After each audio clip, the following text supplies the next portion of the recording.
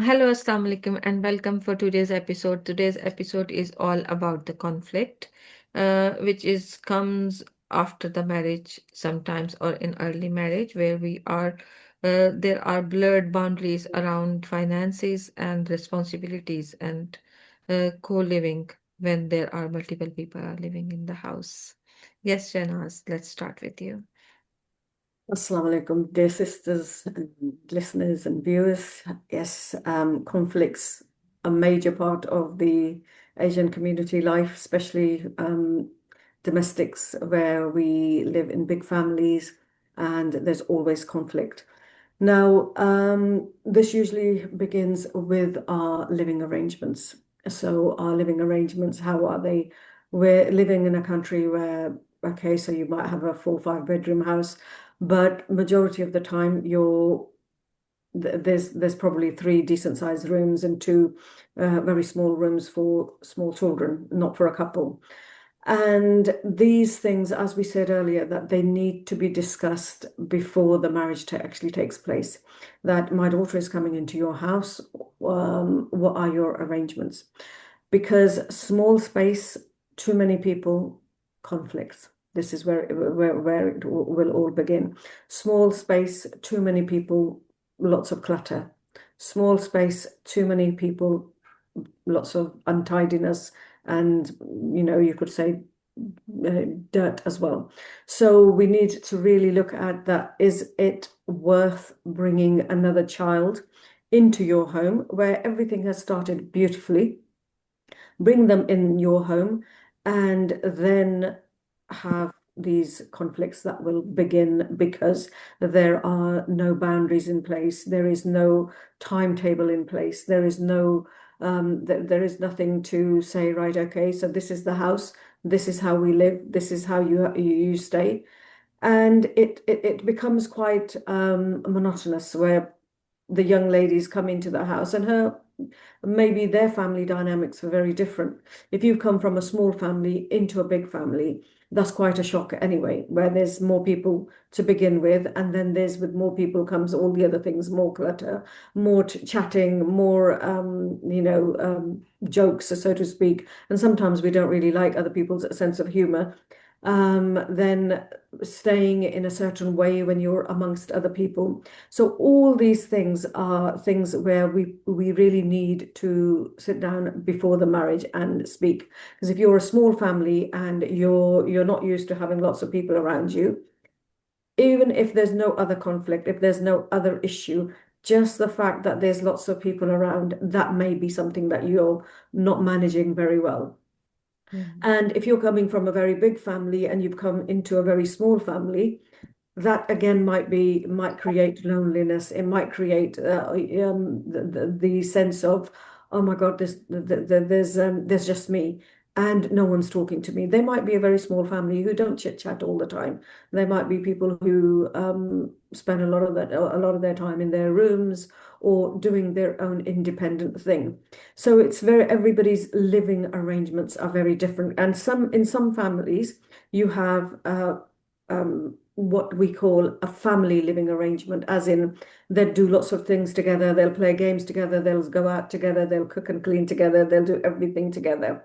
And then there's other families that are just living together, as in everybody comes and goes at their own time and they do their own things at their own time as well. So they're there, they're family, they're blood related, but they are all adult and individuals.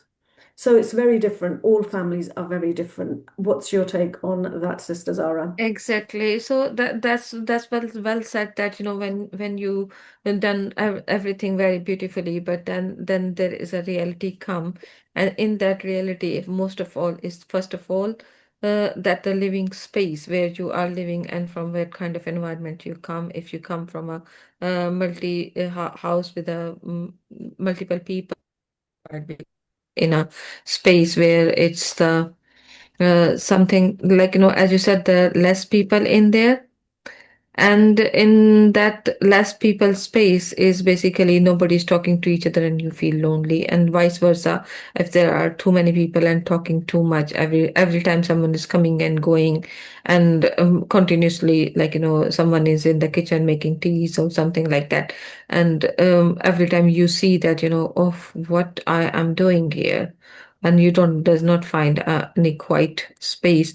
This is basically comes into a drastic position where you are worn out emotionally. I'm not saying the physically, because of that, completely opposite situation. In that completely opposite situation, how to say something and how to explain yourself, this is basically overwhelming both of the spouses, because that is the stemming of the conflicts.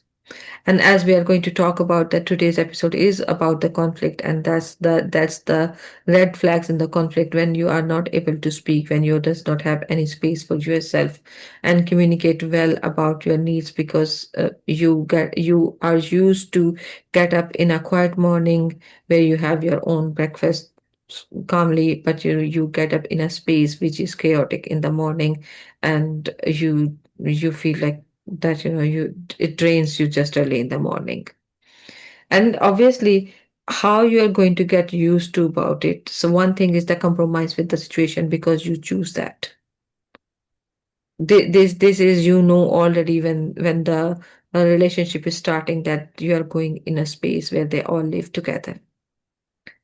And if you haven't thought about that earlier, and if you haven't thought about that, the situation would be like that, how you would deal at that point, by communicating or by compromising. Because when you go in a space, you are one person, and the one person versus 10 person. They does not understand your needs. Be aware of that. Even though you communicate them, because they does not understand your needs, because they are not aware of it, it's not your fault and it's not their fault.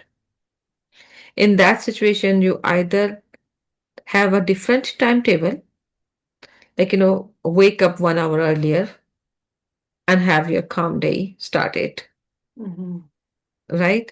Or just try to be change yourself and be within that chaos, and try to be learn how to live with other people. This is where I'm going to talk about that, when you don't have the actual space.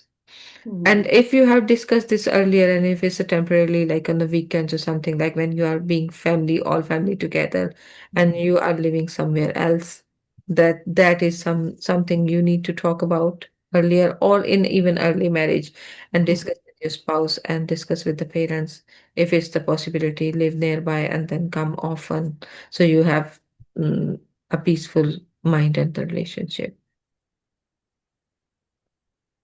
It's interesting you say about learning to live with other people. I think in a family situation, if you have the mother-in-law or the father-in-law who is quite strong, and they are fair as well at the same time. Sometimes they're strong, but they're not fair. But they need to be fair at the same time. So if they're strong and fair, and they say, okay, right, this is it. You're a new person. You've come to this house. This is how we live. This is what we do. Tell us a little bit about what you find right about it and what you do not find right about it, and tell us how you lived. And then obviously, you would just say to her, right, okay, so our family's a lot bigger, our house is a lot bigger. This is how we do the cooking. This is how we do the cleaning.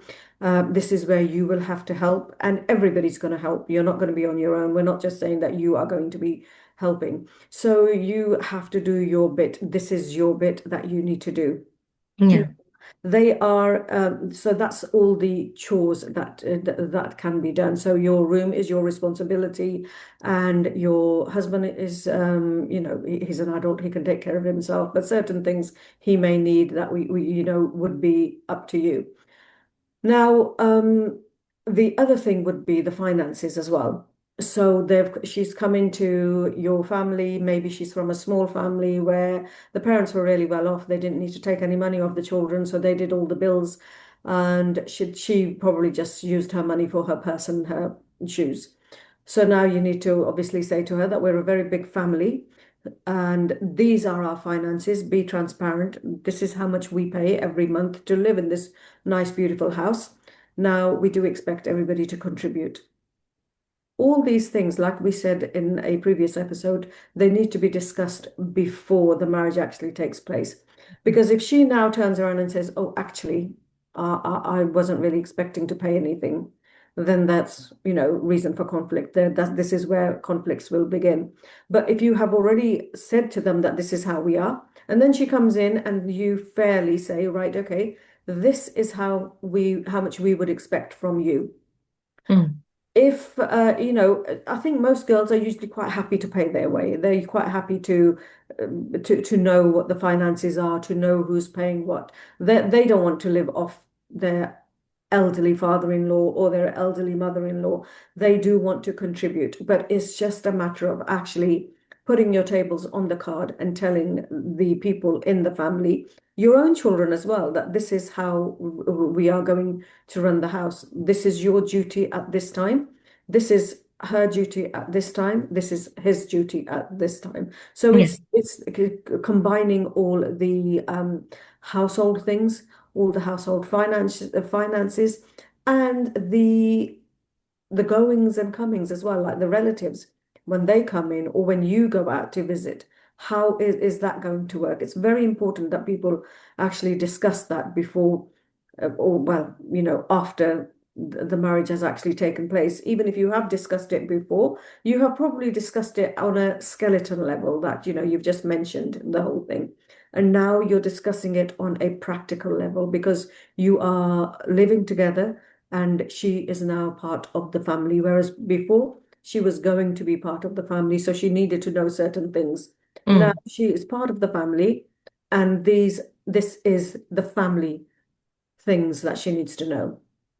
Yeah, that's perfectly said because putting the cards on the table, that's what you need to do because you have certain system in your house earlier. No house is without any system. Even though if there's a small family, they have some kind of system in there that who is doing what and how the things are that. And in this country where we are talking about the children who start working as early as 18 or 20, it's a big or small job and they are taking care of their own finances. I have seen people who are not taking a single penny when they in our Asian communities as well when they start even the small jobs at the age of or 18, and then in the uni they do the other jobs. They does not take the anything from their money. Even though they are living in the parental house or somewhere, they usually more of self-aware. And if you have a family where you you are not open about the finances, then that is a problem because in some situations in people don't like to talk about the money because they think that talking about the money is not right with the children or to anyone, but the money matters. Money is the stem of conflict when it's not transparent. We are not talking that you talk about each and everything, but we know that there is a certain amount of money coming in, certain amount of money coming going out because there are some bills which we use like gas and electricity, the Wi-Fi, the council tax, the mortgage or non-mortgage or something like that. The big D's. If you are living in a joint family system and if you have a certain dietary requirements, your choices, then try to be at least mindful that, just to be pitch in like that or just explain them like, you need that. Does not put your own makeup or shampoos or skincares or fancy foods into the household grocery. Or Mhm. don't expect that is coming with the household groceries. Definitely, definitely. Right? And then there is, if you are a person who like the sweets and the chocolates and the things, and the other people, you bring a package, you put in the counter, and other people are living there. They are not aware you bring it and they are eating it, and then you make a conflict like, I just bring it yesterday a pack of chocolate, there is it's nowhere. So this is what I usually dislike or hate when in a family, in a household, the sentences are started like that. Who will do it? Mhm. Who eat it? What happened with this? This is the biggest questions of the conflict. You are living the five people in the house, so one of do you will do it, Mhm. right? So there is no who, then decide and ask that this is the task. We are busy in that moment, so whatever whoever is free, you are going to do it, or either we are going to change the date and find a mutual date when we can do it. Like, usually we say that it's a really minor job. There's a bins going out every day, every week, once a week. And then you ask that who will do the bin, right? Or said that no one done the bin and it's piling up. You need to give that responsibility to someone, anyone who is free, or rotate it. One person do the, like, the recycling, one person do the household things, one person take care of the garden, one person take care of the bringing in the grocery, one person is taking care of the putting the grocery in the place. So you build a system if you are living with the multiple people. Mhm. Even if you are living by your own, driving your own system is very important, both for the finances and the practicality. Mhm. Definitely, definitely. It's very, very, and these things at the beginning, they seem like, oh, it doesn't matter what's a couple of sweets, what's a couple of this. Oh, it doesn't matter who does makes the roti. It's all this is just at the beginning, it's like, oh, it doesn't matter. But in the long run, if the same Mm. person is making the roti every day, they will become resentful. If the same person is, paying for everything every day, they will become resentful. And if the Yeah. same person is taking advantage of the grocery shopping, putting their own stuff in there, it will become a problem after a while. So if it starts off, as soon as you start off, you make everything clear, then at least it's all out there and everybody knows where they stand. Yeah. I had a young lady once tell me that when they got married, obviously when people get married, they don't discuss finances because they believe it's rude and how can you be so gamine as to talk about your finances or talk about money because we're taking a daughter into the house and everything we have is hers. And in practicality, it's not hers, but they say, "हम इधर जो कुछ भी है सारा इसका है." And you think, well, actually, To be clean, I be think Sarah realistic. Iska had to clean it, or Yeah, yeah. सब कुछ इसी का है. Just only to use and to clean, not to store like take anything else from it. So she said that we didn't actually discuss that. So what had happened is once we got married and then after the honeymoon period had worn off, or the paycheck period came along, and the father-in-law said, "Well, in our house, this is what we do. We have a pot, and that pot happens to be his bank account, by the way. Everybody puts money in there, and whoever needs it, then we give it to them. And then we start the ball rolling again. Everybody puts into that pot, and whoever needs it next, we pay for them." So this girl was quite sharp. She was like, not going to put up with any of that. She said, "Well, obviously what we want to do is buy a house. But in the meantime, you want this person married, you want that person to do this, you want. So we're going to be contributing towards this pot. But all these people are probably not going to be here when it's our turn. And by that time, the pot will be empty anyway. So we have to fill our own pot." So she was like not playing ball. And that became quite quite sort of like quite a sadistic issue within the household. There was lots of problems around it, saying, "Oh, what sort of a household does she come from? Because this is how we do it." Of course, if it's something that you do, lovely. If it's worked for you so far, that's great. And if that's how you want to continue, then do. But this person has come from a different household. They do not go by these rules, and they Yeah. shouldn't be made to go by these rules because they will become resentful. They will not want to follow your rules, and this will be a cause for many of your problems to come. Mm, So always be very, very careful about the finance side of things, especially when you think that with the bigger finances, with your other children, your this child who's married with a spouse, they are contributing towards the fees of the university student in the family, or the taking and bringing of the university student in the family, the shopping for that university student in the family. So obviously that child is expecting it from his parents or from somewhere, but is it the responsibility of your child who is newly married and has new financial commitments? So I think it's all, there's lots of different financial issues in different families. There will be different issues. Everybody should look at their financial circumstances. And a lot of the time, because the girl's come away from her family, mm, she's left behind all her financial, whatever it is, and now she's starting fresh. And even then, you might think, oh, well, she's earning 2,500 a month. Where's it all going? But she's probably got, a phone bill, a gym membership, probably other things that are car insurance, maybe a HP on the car that she's got. So it might look as if she's earning quite a lot, but a lot of that she's still paying for.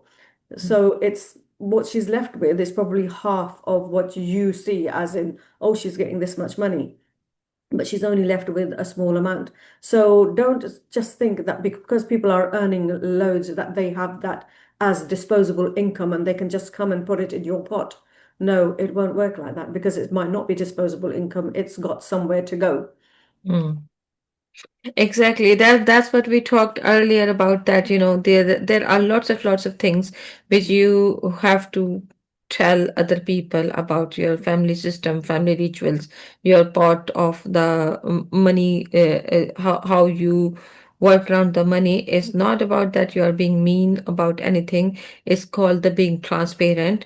If you don't find the right word how to communicate it, this is why we are here to tell you to how to communicate. Is not about that you are asking someone to someone. It's about talking about the things which are going to be going to look at the bigger picture. Mhm. So having this series is about having the marriage, not the wedding day, and how there is a things should be discussed earlier, which is your family system, how you work around the money, how you meet people around in your house, that how many people coming and going, how many people, like if you have a really bigger circle, if you are very active in community and you want that your daughter-in-law is also part of that, this is the things are important to think about. And this is the things when you are looking for a spouse, for your children, or when you are talking to a prospective girl or boy, as in yourself, just think about that, what are the norms of your family, because they Mhm. are norms of your family, and the other people might not be aware of that because they are not their norms. Yeah, exactly. There won't be norms for them. Yeah, so Mhm. you need to talk about that conversations, as we discussed, that when you are meeting the in-laws, Mhm. before having the after choosing the person and before fixing anything. And Mhm. even though if you are very infatuated or in love in a marriage, you just want to get married with that person, then be ready to compromise on Yeah. certain things, and then be really really clear about your boundaries, and really really be clear about the things which are your non-negotiables. Mhm. And then the both person should be aware of that, in the relationship there are giving taking giving give and take. So if you are not ready to give financially, then at least ready to give physically. And like being emotionally. more available, being Mhm. more practical, doing the things right. We all does not always need the money, but Mhm. we need the emotional and practical support as well. If you are not able to give, as Shanaz said, that that maybe look like a big pay both of you are having, but there is a big bills comes with that pay as well. But being physically available then, Mhm. being emotionally available then, Mhm. rather than just shutting off and not communicating or not telling that I already being promised that my card EMI is going for next 5 years, Mhm. right? Or the gym is myself, my me time. I need to go there to be there because I need that time. I'm not taking that away from my life. But Mhm. then, but the other things I can part into that, I can do these tasks for you, which you are doing it and you're spending money because someone else is going to do it, Mhm. right? Like, if you have a properties to manage and you ask that, okay, don't give the money, but manage that property, that the paperwork, do the emails, or if they have the shop, just go few hours to spend there, or just the babysit on the weekend of some siblings children so they can have some other things, because they can save the money from there and they can put into that financial need. So be available in other ways when Mhm. you are not available for in the money. And that is almost the last comment from me. Yes, Shanas. Right. So my last comment would be to, if they say to you, don't tell your parents this, make sure you tell your parents it, whatever it is that they're saying to you. Because I had people say to me that, or they told me not to tell my parents this. Anyone that says to you, don't tell your parents this, make sure you tell them, because your parents are older, they're wiser, they've seen the world, they'll be able to pick up on the red flags around this conversation, this comment that they're making. Also, once, because it's like, oh, don't tell them this. Why should you not? If it's something that is important to you, to them, then they should have been speaking to the parents in the first place, and they shouldn't put that child in that position. Then what will happen is sometimes you will find people will say, "Oh, do you not trust me?" And the Mm. answer to that is no, I don't. We've only just met 6 months ago, a year ago. So, but we always feel when somebody says, "Do you not trust me?" We just get all frazzled because oh, we have to say yes. No, we don't trust you because we've just met. I trust my parents' judgment, or I trust someone else's judgment who is not involved in the situation, so they can see the wood from the tree. So you need to discuss it with them. It's not about trust. It's some people will say, "Oh, don't you trust us?" It's not that we don't trust you, it's just that you want a peaceful life as well. And if you're going into a position where you're not comfortable, you're not entirely sure, then you won't have a peaceful life. So that trust, and also people's trusts, they'll how do you know, inshallah, that the trust will always be there. But don't let those words fool you. You're young, you're starting off, you don't want to be taken advantage of. So my last words are communicate with your family, whatever anybody says to you, make sure you communicate it back to your parents because they're older and they're wiser and they will know what bits to pick up on and what bits to sort of like maybe treat as, yeah, okay, this will work. Yeah, and I will just take few more minutes about that, the point you bring it in, that, the trust issues. The point is that, the trust is the most misused word in the world.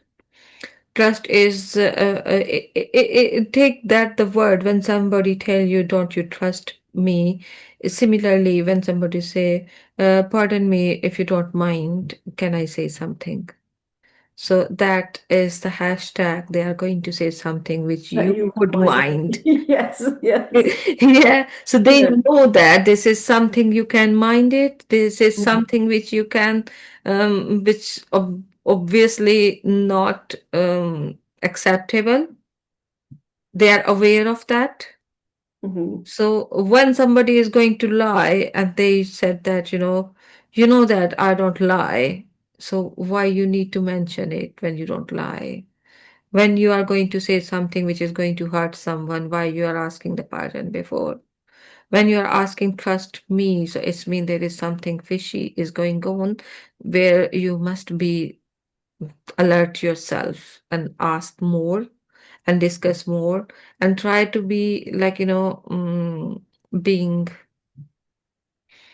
how could I ask this to someone? Whenever there is a question come into your mind, whenever you are discussing something and there are, how could I ask this to someone? Then think about that. It's your sixth sense, your internal self is telling you something. There is something you must ask. Just one last thing.